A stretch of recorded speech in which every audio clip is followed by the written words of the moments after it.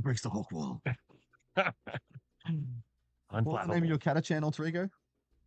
Oh, you mean Axel Hawk? Yeah, there we go. He's part Cool of the guy. Hawk wall. He's a cool guy. Hawk wall supporter. Okay, here we go. What's happening? Who's rolling what? So deciding not to pile in. Of course, pile in is still a may. You may pile in 3 inches.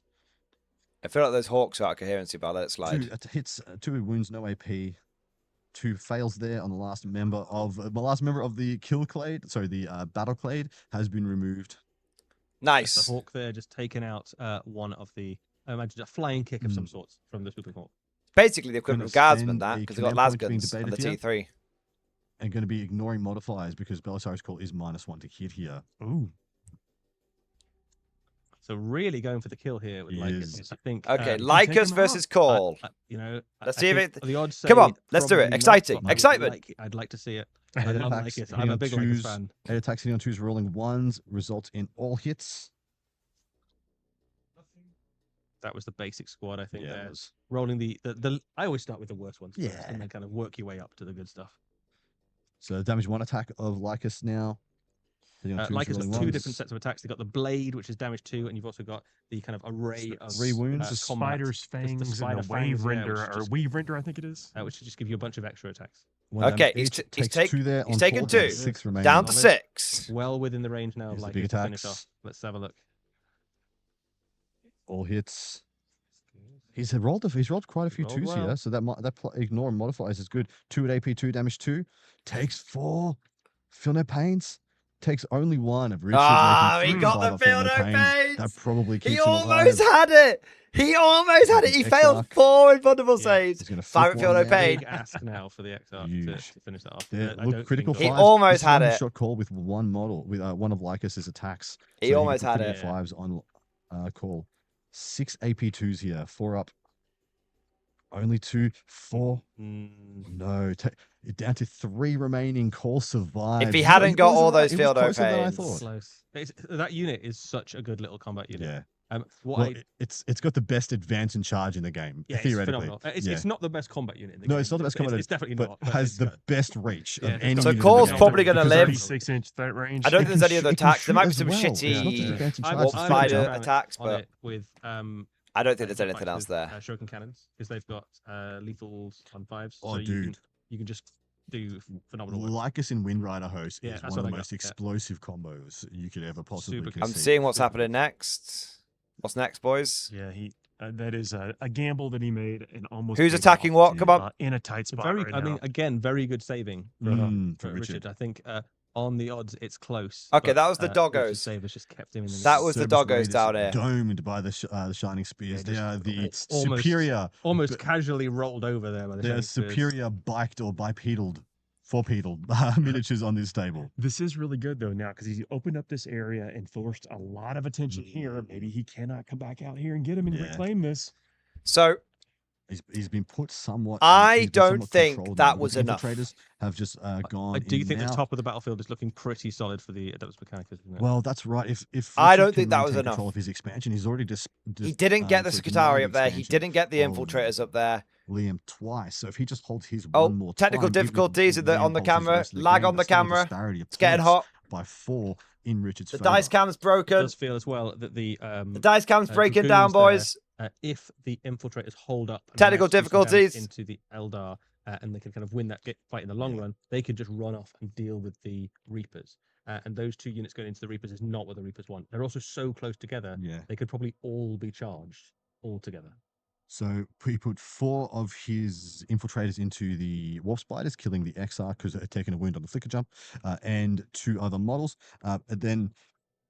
And then it looks like he's only killed like 1 or 2 of the Scorpions that I can see. No, one Yeah, he's Scorpion. got both, Sir Newbie. Fine though, isn't it? Because they'll get to activate first next turn, and then they'll do enough. Wait, how damage the to fuck the has he rest got of the Call unit to take and them out of Thud? the I reach thought you weren't of allowed to being take able them together. be slain. So I don't that fight has know. gone He's got absolutely both though. the right way for the Yeah, but Paul, I don't know. I don't look play at Admech. I don't know if they're infiltrators, meant from to what have they one or the show other. us as pistols by some reason.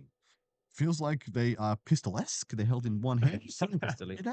Do they have the close quarters? Well, they won't have The any, Reapers could just be close charged by quarters, the will they? Dragoons. Well, they've seen something updated, but yeah, there's pistols. That is what it's called now. But yeah, if they are pistols, he's going to just clear that out on his own terms anyway, and then theoretically try a long bomb charge into some Dark Reapers. They are pistols. Ooh, that's nice. Yeah, you stick in that combat. I think you could use the Dragoons for it. What else are they doing? I think the Dragoons need to go tie up the Dark Reapers. Yeah. Oh yeah, sorry. Yeah. They need to go take care of those Dark Reapers. Otherwise, those guys are sitting in the where the Dark Reapers are is the threatening position on the table. I was talking to these gentlemen, and the best position on the board to attack each other is actually here. So these are the two best spots to attack your opponent because this gives you access to the long lines right into the backs. And so that's something to take to the bank that two of the best players in the world have identified quickly on this terrain form. Very quickly. Some attacks back from various different adepts. AdMech units. Belisarius also fights fairly well in close combat. Get out the way! Top down. Vamonos! Move, children, move! So piling in with the Rangers because they are within 2 inches. So a couple of Ranger attacks. You have to be a little bit careful if you've got things like Warp Spiders and Swooping Hawks, because even basic battle line attacks into you can start to remove models. Yeah, you just take all that chip damage. Save, but only 1 wound each does mean that your Aspect Warriors die even to very basic weaponry. I did it with Gadsford once. Really upset my opponent. A basic Ranger unit fighting into close combat, you would maybe expect a couple of casualties. Nice science reference. Oh, God!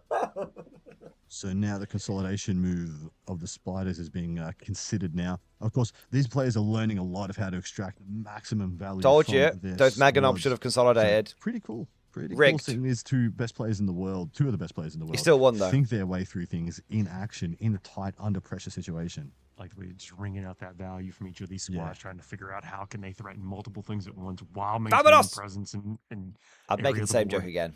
So good I made it twice. Yeah, we've still got some of the Eldar assets that are kind of yet to commit. We've still got Jane's Eye still kind of hanging out, ready to. I'm 50-50 at the moment. Any of the Phoenix Lords. I'll see how I feel at the end of the AdMech turn. I think if the AdMech can up right now, because I think Liam just cashed in 3 cards for 14 points. That's pretty good. Oh, he's got more point. So the Eldar, bear in mind they went first. Actually managed to get that score. What is going on with this score? The score's going up and down. So part of the Eldar managed to go up 44 points in that turn. So he scored 12 VP there, and then he scored 14 VP as well. So he scored 26 VP, bringing him from... Was he on 16 or 8? He must have been on 18. 18 up to 44, which is pretty good. So he actually managed, but bear in mind the Eldar went first, so Richard Siegler hasn't had his turn 3 yet. So bear that in mind. Now, where I am with the Eldar right now, where I am with the game right now, is I think that the Warp Spiders, the Striking Scorpions, and at least 1 unit of Dark Reapers die up here. And I think that the Swooping Hawks and Warp Spiders die here. Maybe the Shining Spears as well.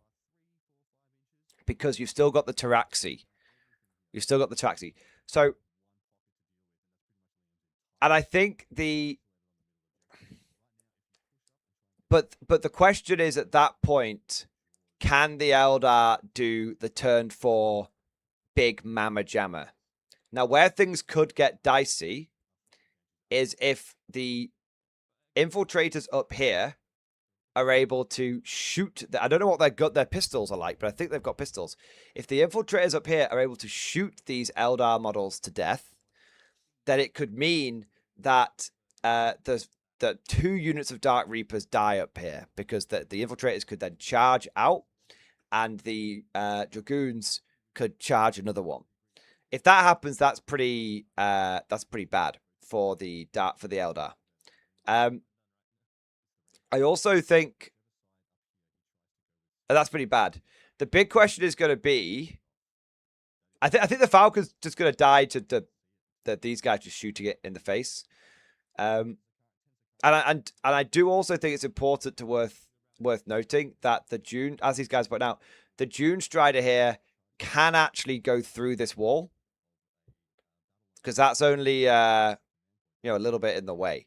So and it could come out the wall and it could basically stubber down something. Because remember, it's got like 4 stubbers, which are actually worth something. They're going to hit on 3s and they're going to wound on 3s. They're actually worth something in this game. They're not just a waste of time.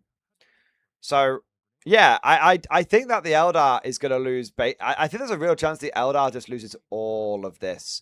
And then if that happens, I guess the big question is this looks like a very lonely blob of Eldar at that point. But would that be enough for the Eldar to then basically fuck off graphics? We know what explosives does. But would that be enough for the Eldar to then come back? I'm not sure. So depending on, I'm right now I'm 50-50 because if the AdMech only get 1 unit of Dark Reapers, but to be fair, they'll get. Oh, I think all those Dark Reapers are in a bad position actually. Because think about it, the Dragoons will charge. Oh no, can they fall back? Can Dark Reapers fall back and shoot? Can Aspect Host? Is there a strategy for fall back and shoot with Aspect Host? Because I've just realised the Dragoons could come up here, charge 1 unit of Dark Reapers, and tag the other 2 units because of the 2-inch engagement range. If those Dragoons could basically shut all 3 of those units down, and there's not much that the AdMech can do, and there's not much the Dark Elder could, there's not much the Elder can do, then that locks all of that down, and that's very, very bad for the Eldar. Okay, we'll have to see. So we'll have to see. I'm giving it, what was 80%? What was 80% AdMech? I'm now on 50-50. We'll see how 50-50, but I think it's easier for the AdMech to get back into the game than the Eldar. I think the Eldar could be looking very, very thin after this. I think it's important to remember that we're looking at the state of the board when the Eldar have had an extra turn over the AdMech. I think once the turns are equalized, I think we could be seeing a very, very thin Eldar army. But let's have a look. Let's see what the bozos are saying. It's insane bravery once per game. Ooh, I'm not actually sure. It is once per game. Yeah, it is absolutely once per game still, guys. It would be pretty poor form to make Battle Shock this really highly impactful ability and then be like, insane bravery every time. Well, if you hemorrhage your command points, I guess, but it is still once per game. That sounds exactly what GW would do. The game's it's looking better though. It's looking. This was the ball fondling at the beginning of the mission was bad, but it's looking better. They're pulling it back. I mean, command points are still basically generated in much the same way as they are currently. You get one at the start of each of the player turns, so that's very familiar to how you might get them now. You know what? You also get guys. I think there's going to be a bit of fondling going on here. Secondary objectives. So you can't achieve. I'm just going to go and grab a drink quickly. I'm going to be 30 seconds. I'll let the GW commentators do a good job of looking after you. Through the game, you are less likely to think that's a good idea. Back in 1 second. So it is more likely that you will have less command points through the game because you are keeping hold of more of your objectives, scoring more of them. And actually, we've seen that in a lot of the games is that the scores tend to be a bit higher because people are achieving turns where they get 3 or even 4 secondary objectives in a single turn. So the overall game scoring is higher. Command points are a little bit rarer. It's exactly what you were saying before, Adam. If you've got units in your army that can generate you extra command points, you've got things that innately get them or get them when they're on objectives or something, that's been really useful. But not a huge amount changing command points other than the economy of command points alongside your secondary objectives. Richard taking a lot of time here to consult his options. Just like Liam had to have a perfect turn, he's now put that pressure onto Richard to have a perfect turn. Richard does have a huge amount of resources. In all intents and purposes, if Richard is able to kill everything that is in front of him right now, like I stated, that would be Lycus and the spiders, the swooping hawks, wolf spiders, scorpions, and either kill or tie up the Dark Reapers, he would be in a super commanding position to carry this game. It's very possible, but it's one of those if he shoots and misses. I'm surprised Richard, sorry, I didn't have a command point. If Richard had one command point, putting the Taraxi into reserve, knowing that you can see the I took my deployment headphones with zone me. of the GW guys Eldar actually is did a good completely job. evacuated. They're pulling it back. And that's what we like to call The free real GW estate. spy knocked on the window and said, guys, Mordian Yeah. is The other thing having you an could be thinking aneurysm. there is Please that do a better maybe I can job. move my unit back, and at the next turn I can Yeah. do it. So in the current edition, you'd be like, well, I guess I'm not going to get that. But I need- now you go, right, I've got a couple of I turns need where I can a get DP. that before the end of the game. I could score those Obviously, points. I'm talking So about a all of detachment sudden, point, that right? objective, which you're like, oh, I'm never going to achieve this next turn. Actually, just having it in your hand and being able to do something with it later is big points. So just a change the way you need to think about your secondaries. So I learned a little bit extra about the mission structure. So you can score a maximum of 15 secondaries per turn, regardless of how many cards you have in your hand, and you can have as many cards in your hand. Go to sleep. So yeah, the commentators aren't saying anything useful again. They've gone back to repeating the same information that they've told us in the last couple of games. I do think that it's a bad sign that they're having to repeat information by game 3. That's I think it. I don't think there's that much new stuff in the game, but anyway, I think the. Oh, he's going to get all 3 of those Dark Reaper units. That's fucking horrific. Yeah, I think where am I at with the game right now? I was absolutely crashing out before. I think the game is heating up a little bit. I do. I think the game is looking a bit tasty. It's heated up a little bit, which is good. Again, I think GW has done a very poor job of selling us on the game. I think the game itself is fine. I do. I think every time I see this pop up, I just want to like jump off Valrak's roof. It's just that, and the thing is, I think for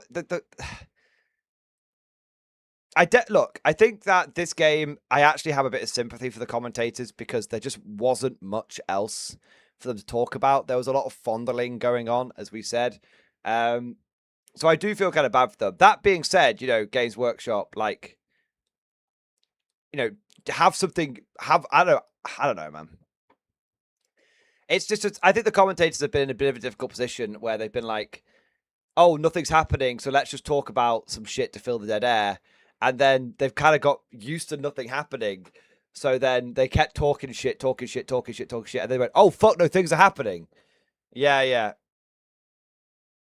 I think there's a little bit of that happening.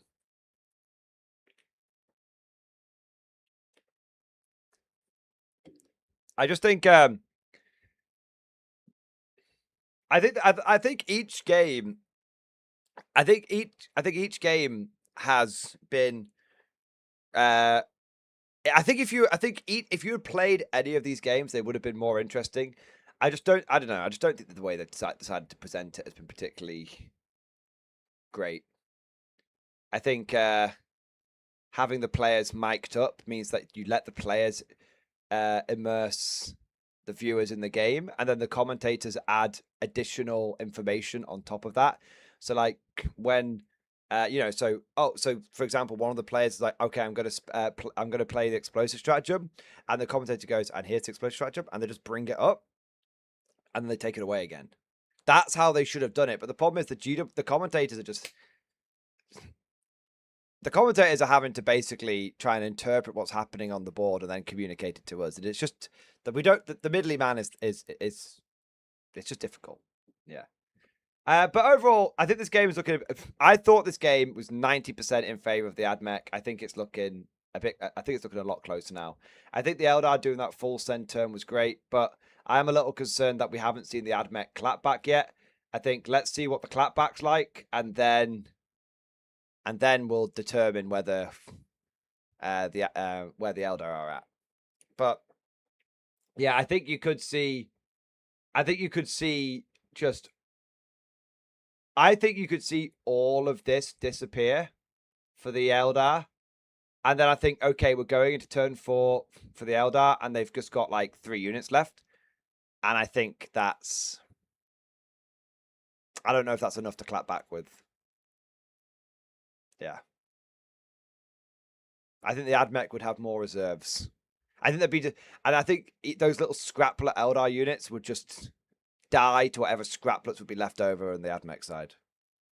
Yeah. Yeah, the Canorian. The one good thing about this game is that I don't think the mission could be accused of deciding it. Instead, the Eldar being too cagey, then realizing they needed to send, moved us to where we are now. I think the mission still... I think the mission slightly favors the yellow side versus the blue side. I still think that's the case. And I think you can see that in the fact that the score is so close, yet we haven't had 33% of the Admech scoring available up until this time. So I think look at where the scoring is after this turn, and then we can find out. I think that the mission... I think that the matchup has been particularly. I think the mission has maybe shown has maybe exacerbated the bad matchup. I think the mission has some big problems. I'm not saying it's as bad as I first thought it was. At first, I thought it was horrifically one-sided. Now, I think it's just quite one-sided. Oh my god! Wait, the infiltrators are the Rustalkers getting out there? GG. That could be. Let's see. Let's bring the commentators in. See if they say anything helpful. One, which is probably where you start your fighting. Only down to a handful of scorpions at the top of the battlefield. They're probably not going to wipe that unit out on their own. And that's a great spot on the command point too. You know, being aware of what your opponent can do is huge, and that may influence just how many combats he gets into. The Banshees tank it. I fucking don't. Down there. T3 3-up save. They're only as hard to kill as scorpions, bro. Because breaking open this section right here seems to be on his mind. We're seeing I think this is a very good play from Richard Siegler. Here. Very, very good play. They have had a unit of, I think that's, it's a Rustalker unit has advanced forward there, and the Rangers have decided to redeploy. I think that 6-inch advance might have just won the Admech the game. And the reason why I'm saying that is because limit the number of models the combat. Ace in the hole of the Eldar was this Death Ball, and I think that Death Ball is about to be neutralized. We were talking about strike first and like how you want to use it. If they decide to commit to that fight, they will have to activate that unit first because that unit of Banshees has strikes first. So all of a sudden, the dynamic. Yeah, Richard Siegler doesn't strike with the Rustalkers first, but I think he will do. Even though I think there's no other more important combat. You will get to go first with one of your charging units. Then the strike first will get. There's no other important combat. I mean, if he fucks it up, he fucks it up, right? But everything else is just little bits. Great analysis there, and we've been talking about this Phoenix Lord so much. We've not talked about two of them. There's two of Phoenix Lords, very powerful Phoenix Lords hanging out here. But I will say, being on the receiving end of all these attacks, and you got the Taraxi coming in as well. Games, I am nervous for that. We may come down to just those two left. I think this is. I want to say. I think Richard Siegler is a very, very good player. Even on I think models, playing. Units of aspect I would have shot what was just in front of me. Both the Banshees and that probably would have been a mistake. I think Richard Siegler basically going, no, fuck this stuff. It's not that. Who gives a fuck about swooping hawks, right? I don't give a fuck. I think basically Richard Siegler killing past the wall, I think, is such a good move. Although they will that six on the advance, I think, has completely changed the game. One of the beautiful things about the new edition is that they can roll that charge range and then see how far it gets them. And then I think you're exactly right to fall back into the hawks. But that's it. If they roll well, though, there's the potential they could wrap around the side of that unit, get some hits into the Banshees. You want to get most of your hits into the Banshees, I imagine. Try and get that Dire Avenger unit in combat, get a few hits into them. If you can take out the Banshee unit, even if you don't manage to take out James R, you've potentially swung that central combat in your favor. Yeah, massively. He's in Liam's deployment zone. Yes. I mean, and near that objective that he has to defend. Yep. But possibly not doing it this turn. But those Dark Reapers up there are going to present a problem because he does have these bases here, and he should be able to get. How many objectives are on this board, guys? Have we got 6 objectives on the board? 1, 2, 3, 4, 5, 6. I don't think this middle one's an objective, is it? Oh, yeah, I think he's going for the Overwatch. Okay, we've got an Overwatch happening. So obviously prioritizing keeping some of those units alive versus maybe responding in the fight phase. Yeah, so I mean, the dice trays moved about a bit. On the Banshees, fuck's sake, interrupt. But GW's only got one camera for the rather than choosing to use a combat interrupt. It's nice to take off a few. I think was that with the Hawks? What's it covering up? It's so weird. So that was the dice tray vexes me, chat. It vexes me terribly. I don't really know what's going on with it. He just might be trying to swing future combat in his favor. Every single one he takes away is going to feel like a pile of attacks not coming his way. So he's done 5 damage into that unit. Yeah, so 2.5 down. 2.5 down. There's still 8 of them there. 8 rust doggers you can't really count out. They're still going to make a mess of whatever they charge into. Yep. So he didn't quite engineer what I thought he might be able to with the Ranger's reactive move as well. I thought he'd use that as the wall and even just move it forwards from their position. So they were here. I thought he'd actually move them forwards and out in order to create a much harder charge opportunity. Yeah, I think he's trying to make the charge a little bit more difficult. It's also that looks like some bad saves. Screen unit I think that was combat now because of the 2-inch engagement range. So actually, if you charge into something, you can quite often kind of pile around. And that was some Eldar saves that just happened so using the Admech dice. Close, it's quite difficult. I think that could be quite significant. Combat if your opponent's really committing fast. That's the reason I thought he had to go forwards, right, to keep the 2-inch cordon buffer behind him. But you can also move. You still got a command point for the reroll charge if you need it. it. You can. So it's a little unit of rangers. It's quite. You could just run through the gaps, right? So it's difficult to use it. Yeah. It's a hard thing to do. It's possible. It's just not. It feels like the tray from Tabletop Tactics. Here's a great question. Can you move through? Only 2 Russell Girls died in Overwatch, that's correct. Not through their physical models, but you can move within their engagement range with the charge move as long as you. I'm not sure what those dice you can got rolled were. Have them be one of the charge. There's a lot of Admech dice been rolled. If only someone could tell me what they were doing.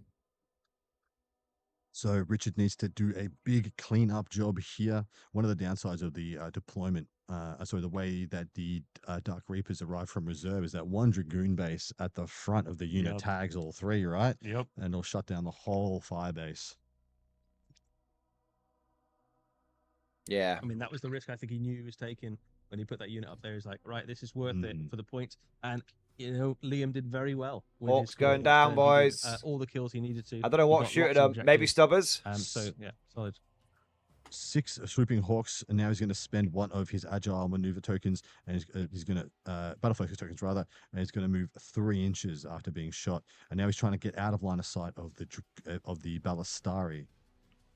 Does not what I've been How did the Ballistari fall back and shoot, chat? Can Admech do that? So good little measuring there for perfect information, and I think it was a Taraxi, could have been. That if he does move in that direction, good shout. Be out of line of sight.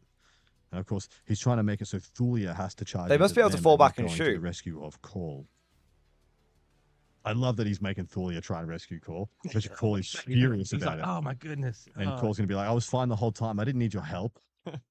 Data sheet ability, really? So is your binary. Crazy. Binary is inferior. Devastating. So that Falcon tied them up for nothing. My goodness. Because they just walked over it. So a complete waste of time. Lasted interesting. A lot longer than I thought they were going to over there, just with all that harm around them. But it is a testament to the pressure that Liam has put on Richard, to where Richard has not been able to dedicate more to them. Yeah, so there's a lot of. Sorry. I think it's passed all his 3 ups. Oh no. Back unit of Dark Reapers has copped a bit of fire here. Why? Now, just charge up, I believe we have the last one, because only 2 we're able to see on that angle. And twin linked here, only 1 more. Take 3 damage, and I believe that could be on the Falcon, if I'm correct. That is indeed. So 2 of the Ballistari shot into the far unit of Dark Reapers, putting like 5 wounds on it. And he made 4 of the 5-up invulnerable saves, so it was pretty amazing. Yeah, I think it's one of the things. To have a taste of your own medicine, Siegler. Because they've got that 5-up invulnerable, you can never quite rely on the firepower to take them out. The old 5-up, eh? Using those autocannons. The old 5-up. Some quite important combats to watch out for as we get into the combat. Yeah, phase as take well. a guess. Two things Oh, you've they've got covered it Lycus up. into Belisarius Core, They've covered it two up. named characters of Warhammer Yes. 40,000. What do you think the slugging it out logo at on the bottom of dice tray battlefield was? there. You've also got the ongoing combat at the top between the Scorpions, the Spiders. What do you think it was? And the It must have been something And then you've got, non-GW. If If it was something GW, they'd have it on camera. Dragoons managed to make it into the Reapers at the top of the battlefield there. That could be significant. And then the big one, right at the center of the battlefield, you've got that huge unit of it's either infiltrators or rust. K47 dice tray. Sakaran units going into the Banshees and into the Rangers and the Dire Avengers. It must have been something that was not 40k related, and they didn't want it shown off. They may have the volume of attacks to build on. Maybe the play on logo. Maybe, but it was all spiky. Avengers, and they're discussing how it was all cover spiky. works here. Because of course, if you can fully see one model in the unit, they don't get the benefit of cover for being obscured. Every model it needs to be has every model to in the be unit is obscured in some manner by the terrain feature, or every model in the unit is in dense terrain. Yeah, so she's managed to strip off a couple of models from the Dire Avenger unit. The real power piece in that particular unit, though, is the Phoenix Lord. Absolutely. So he is currently still kicking at full health and full damage output. So this is the Taraxi, it looks like, shooting into Jane Zar's unit. Okay, it wasn't Taraxi before then. 4 shots. Oh, he's That's just like half the unit. he's just mashing them up, man. He's mashing them. He's mashing the piss out of these. This was the Eldar ace in the hole. He's mashing the piss out of it. A couple of different dice there. Just a huge volume of fire from this unit. They've been doing really good work. I see a lot of people taking the. They didn't bring their own dice tray, but they got actually, someone to turn up with quite one. Impressed by their performance, certainly into Eldar in this particular battle. So 3s to hit here with the flechettes, be forced to wound. Essentially just a bunch of lasgun-esque shots. All the shots. So it looks like about 7 saves, 8 saves there. 3 dead Banshees. That's going to help quite a lot. Yeah. Again, though, it's that Phoenix Lord in the middle of the mix. But what that might do is it means all of a sudden you might be able to start putting wounds onto that Phoenix Lord before she gets to swing. If that is the case, they'll be in trouble. The Taraxi are bouncing out now to try and stay safe. Oh yeah, of course. Bouncing and out. Of course. And now Karl is now going to be shooting into the Spiders. Of course, is a monster, can shoot into the combat without issue using big guns and never tire. Which remains, I hate those mostly paper unchanged from what I wings. can tell. Kanoid, everyone hates them, man.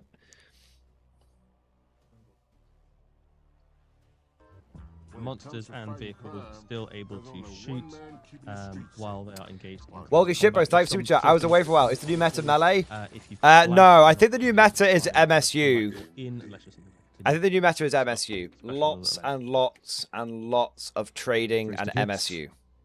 One more save to I come, think and you if have to have won, the right shooting the or sweeping the right corpse. melee. I think there's very specific Makes the things which save. are going to be good in 11th. Every model counts. Yeah, It's those got to feel good. saves are paying off. What the fuck is MSU? Gotta Multiple feel small good. units. Rather than big blobs, shooting multiple now. small units. Going to Lycus unit, all hits, Just some hits.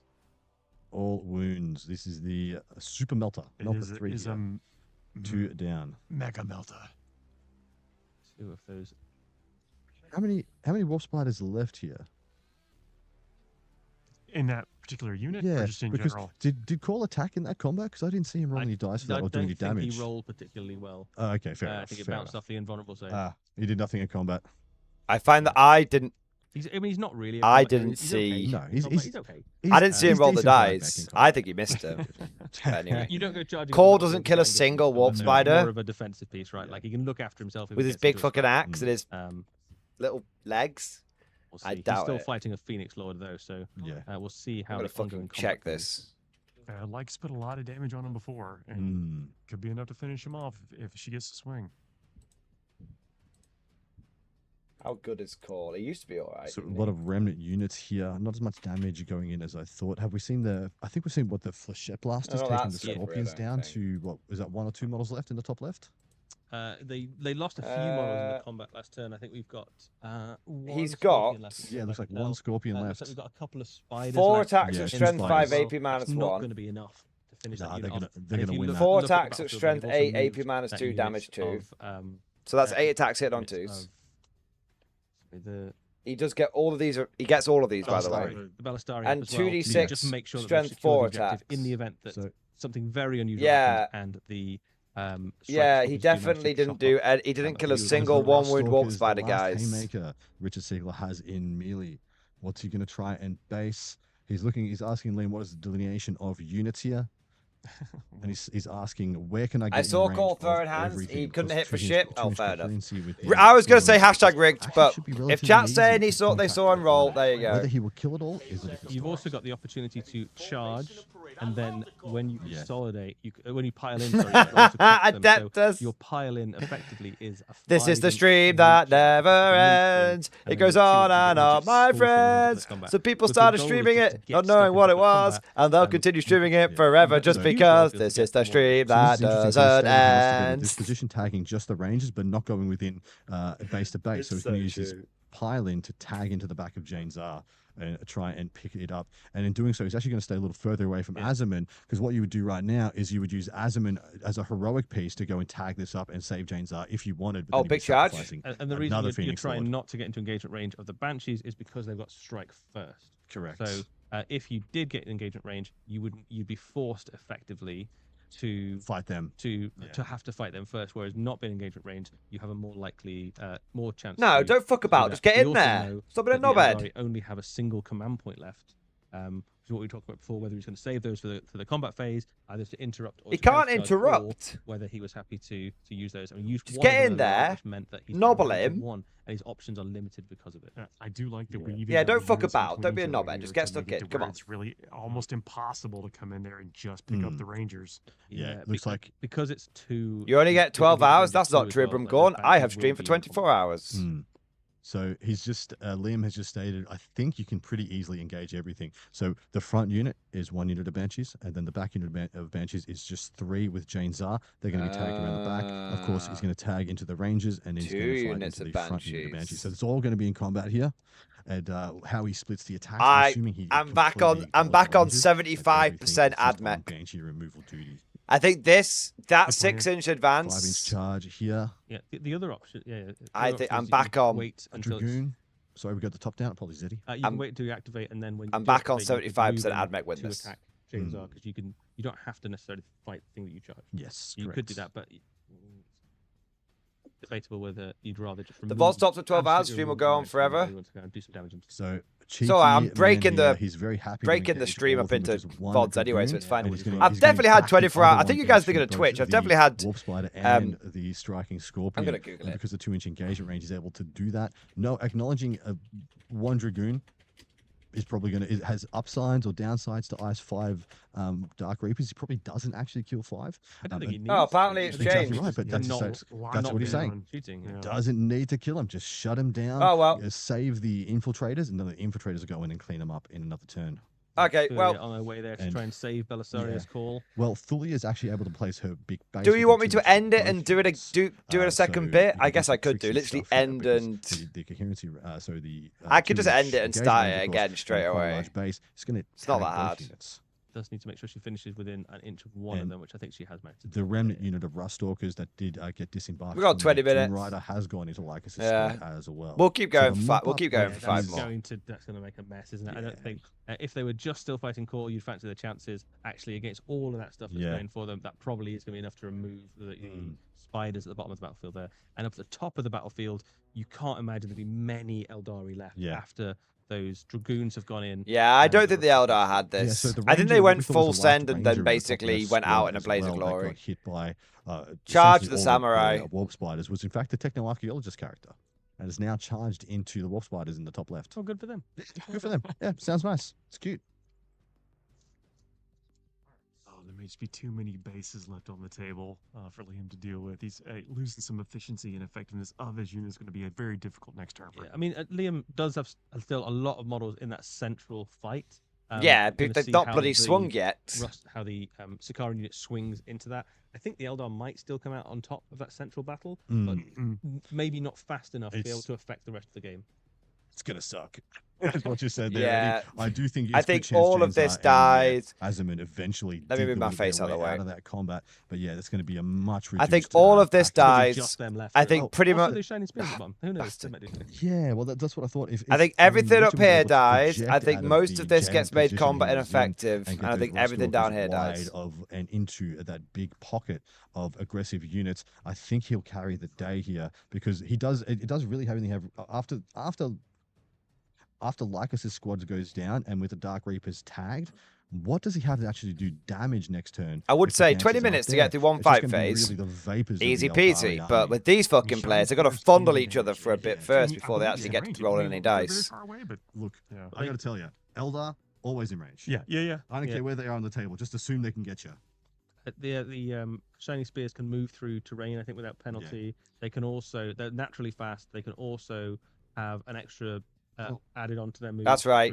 Get all of those Dark Reapers in so melee. they're That'll very, help. very fast. Yes. That'll make a big This difference, is a bro. really interesting thing because the Dragoon has based the striking Scorpion here, and the front one has had to base in order to do this maneuver has had to base one of the Dark Reapers. Essentially, all the Dark Reapers just got to pile in there and got like a pseudo move out of this. Yes, Like, they were all just that will bunched make up here and such a then able to difference. Spread out 3 inches. That's actually kind of cool. Still not quite where they want to be, though, is it? It's not ideal. They like but standing on a hill at the back of the battlefield. I shooting believe stuff. he knows he's going to get tagged, shut down, and probably killed over the course of the next turn. So what's going to happen is all those Dire Avengers are just going to fall back and mob the expansion and take it off of Richard. That's the best thing left to them from this position. Yeah, B scores. Of course, there is some fallback and shoot on one of those, but then the other two are going to get shot back. So I'm not going to do much. They're going to get. Believe in the Helens Dark has Reaper died spike. quite a bit, but there's still like wave 2 and remnants of units on the table for both of these generals, and it's a great game. Yeah, we got a big. I don't melee believe in on the it. battlefield here. I That's gonna don't be very- believe in it. Basically, if this really. Macan, thank you falls for super off chat. for this Seriously, Macan, do we you expect get it's the to last the end 6 of the game. months? It's the end of the game because there's no other play really in the Eldar army. Lycus at the bottom there is up against 2. I think big GW characters, hopes it Rock lasts Stalkers, that's not at gonna least end that well. long. The spears might be able to do something, but So four and the Princeps are in. I think this James is R's squad. GG, boys. I don't think there's any. I don't think it's going to be a And big then difference. looks here. like the ranges. Are I think all it's the others. So he's GG. got- It's he's got fine. 8 models. So 5 of them are going. But let's see into what James happens. R, 3 are going into the other unit of Banshees. yeah. So kind of as we suspected there, you That whole tag the that units you whole want to unit of fight Eldar to just try and avoid committing whole to, middle. the unit that strikes first, and then you get to activate. If this wasn't happening, I if think they the don't Eldar kill could win James it. R, though, she This will get to fight happening, next. Yeah. I think that's 6-inch advance. Wow, rough roll there. This was directly into Jane Zara, I believe. She's taken 2 wounds there. And there's the Princeps. Needs to get all 3 here to kill Jane Zara. He does! Jane Zara's down. He precisioned her out. Wow. Took every attack that he had. And she doesn't fight on death. Wow. Precision paying out. there. GG. F in the chat. That is rough. F in the chat. Huge. GG. Huge. Precision allows you Fifth to the roll? attack Oh, character, guess not. which, like, GG. Huge play by Richard. Did cost him. Oh, 5 Richard models in Siegler the needed to get a lucky roll, did he? Most likely dice at the Banshees. Foregone conclusion then. That was more than half the Banshees 10% damage in chance, this game. 100% chance. Add a 0. Notice about the way the precision works because of the way that fast dice rolling works. Hey, it was is nice. arguably Tell you what though, more useful I'm not. By the way, ability some people are than just what lucky. you I- can do. Definitely. Yeah, because He's not basically what you do cheating. is you Oh, wow. roll Part of being all a your good hits, player you roll is all your naturally having wins, good and rolls. then Trust me, you I've seen it for roll your years. dice, but you get to pick the thing that I've takes talked about the this hits before on first. So if stream. you're hitting with a big rust stalkers, you can go. I Actually, think, roll your saves. All the 1s go on the character, or the 2s go on the I character. think just being until able to you've go in lost there them, and just and mash then the fuck you out put of the that rest of the blob was hits such a onto big the deal. That's an excellent Really, point. really Excellent point. precision Forgot who is played important. F. Yeah. So What's a yes, good he got roll? James R down. Took him a couple more attacks than he thought. but Turn the- 4 for the casuals, other 3 baby. models and, only killed 1 Banshee from the other squad. So most likely these Sakarans are going Yeah, down. and every Richard's game gonna decided by still- turn 3, boys. today. They did kind No, of, no, they the did first minimum one. accept it No. to meet the That purpose. which they okay. were The sent. no, every game But decided in by addition- turn 3. using The this as a first one, mistake, the guy made a yeah, mistake, if but there they you don't go. pull down these Sakarans in totality, they are going to be locked there, which is also a huge win for Richard. I don't think he's tagged the Dire Avengers into the combat though, so that unit might be. Not able to yet. Still got to No, it does consolidate. look like he break had out. to. It looks like to get to Jane's Arc, he had to okay, bring cool, in cool. Azumin, which is the reason he might be able to wipe the Sakarans. Yeah, because Azumin's in there. fights pretty well when he wants to. Yeah. He's an animal. He's really pretty good in combat. Not as good as Jane's are in combat, but very respectable. 6 attacks, I believe, at 6'2". Yeah, because you see, There's a scrap. Do you remember the Rustalkers that got buggered? How, you know, in turn 2, turn 3? And Richard has none. No, 2 or 3 of them survived. He's great, yeah. Now, normally 2 or 3 wouldn't be a big deal, but into Eldar, you only need, as we've seen, you only need 3 Rustalkers / infiltrators to just going into elite infantry. mash them. Possessed even. It's good. Going down the line here. So yeah, Admech just going down the line, just tabling the Eldar. Army have got strikes Maybe first. not fully If you table, charge, but you get to strike first. And now that James R is dead, there is nothing in the Eldar army to get strike first. So pretty much they will get to roll with all of their units before the Eldar get to fight back. I would imagine we will see another. Oh, he just rolled a bit badly. This turn. This like is it feels like she. Yeah, this is fast rolling. This is fast rolling into Lycus's units, and of course you have to take. So Lycus is alive on 1, and as you can see, you get to allocate the low rolls to all. And so Lycus would have been dead if that happened in a different sequence in the current game. If you rolled a bunch first and there was some saves, then fail, everything's dead. But because it was in this order, Lycus is alive on 1 wound. But now Lycus is going to die. There's lots of But now Lycus is going to die. She's not out of the woods yet. This is attacking into the Wolf Spiders at the top with the Dragoon. Oh, sorry, the Scorpion. The Scorpion has gone down. Scorpion's down. We are running out of arachnids. Imagine they had been had Opus okay at the beginning, and by turn 2.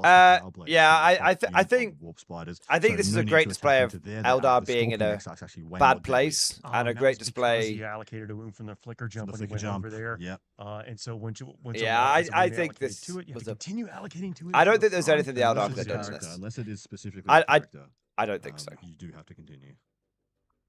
Yes, this is the Fondle. These guys have got Fondle taser it more. They have cool explosive attacks. They will not be able to kill all of those Dark Reapers that they've got into combat with, but they'll kill a few and they'll tag them in combat. Into the Dark Reapers, 2 hits, 2's to wound, 2 wounds, AP 2, 5 ups, 2 dead. Fondle the model. Fondle it. Move it to an inch. Move it another inch. Turn it a bit. Move it back a bit. Fondle it. Take 10 minutes to move 5 models. Fondle the model. 2 misses, but sustained. Convert. That's what we've been dealing with all game. Ooh, nice. 3 saves here. Need to be 2 5-ups here to live, and that is the Spiders down. That does take the Infiltrators off of attacking. Lycus is fighting next in the ongoing combat. So Thulia has been taken out of the combat here. So big attacks into Call, small attacks into the Sakarans. Going for the kill on Call. Still going. Do a backflip. 2 saves so far. 2 damage on Call. Call makes them both. Just tanks all of that. He just never dies. Never dies. I like to think he quickly rebuilds his. Yeah, just such a durable model. Like you sort of look at it and you go, yeah, if I finally manage to get to your tech piece, I can take it apart. But no, just such a durable model. Call fighting back into Lycus, putting 4 hits and 4 wounds. Needs to make them all dead. Lycus, the Phoenix Lord, has gone down. That's 2 Phoenix Lords down. The Phoenix, they were really bigging up these Phoenix Lords as being incredible, the report that they said game-changing pieces. I thought Lycus was going to pull that out with Karl, and then eventually. Did they just shake hands? No, he's so durable. And to be honest, even if he died, did they just shake hands? The strength in the his Azamin fighting. Sorry, Mechanicus Force. Hey, Angry Joe, great to have you here, man. In aspect host, 3's to wound. Dude, I saw you in the GW stream earlier being like, Mike the players. Amazing. Yeah, man, done a 12-hour stream today. Streamed every single game. Boom. Bro's putting in the work. Can't believe I'm at a stream. Was watching you earlier for the first game with Agent. How's it been, gents? And that's looking okay. 11th edition is looking totally fine. You know when the reactor blew up in Chernobyl and it was only 3.6 Ronkin, so not great, not terrible? That's 11th edition.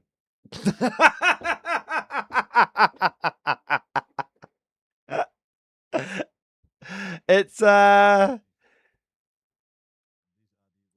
looking like an edition. Yeah. It's looking like an edition. Okay, I'll be less facetious. I'll give you my honest take. it's looking like a new. It's looking like a somewhat improved version of 10th edition, and 10th edition was very boring by the end of it. So I do think there are lots of like cool new ways of like how terrain works, how combat works. I really like how they've changed how the save allocation work. It's a bit mental, but it works. So basically, in the minutia, in the detail, it's quite different. But it is in the details. When you take a step back and look at the big picture, it is just an evolution of Newhammer. Newhammer being 8th evolved into 9th, 9th evolved to 10th, 10th evolved to 11th. It's just the next step in Newhammer evolution, but it's still going to feel it's going to feel in a big picture way very similar to 10th, but there's just going to be some new ways of getting to the same end result. So it's not terrible. Like it's not terrible, but I do think that a lot of people will take one glance at this thing and go, it's not that different. So that's my take on it. It's same, but different. That's what it's like. Yeah. Yeah, that's kind of where we're at. But dude, great to have the stream, man. Awesome to see you pop by. Yeah, that's awesome. I wish I hadn't worn my wife beater now. It's very hot in the UK and I have no aircon. I have this fan which is desperately trying to cool me down before I spontaneously combust. So I do apologize. Yeah. Anita looks good without all those objective circles. I hope we see some trees and hills and stuff. Return. Yeah, I think we will do. I think Games Workshop has done a particularly bad job of showing off this new edition. They've had the same setup, all 3 games, the same terrain, all 3 games. They've showed off, I think, 2 of the same force dispositions. It looks like they've done this on a shoestring budget. And I think it's a real shame. I think each game should have looked distinctly different. But all 3 games have basically kind of into one experience. Yeah. I think it's I think the game itself will be more fun than what GW has presented today.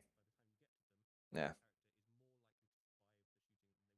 Bold of you to assume that a multi-billion, not million, multi-billion dollar company could afford to set up more than one table. Yeah, there you are. Yeah, I still can't believe GW kind of threw us together and did tournament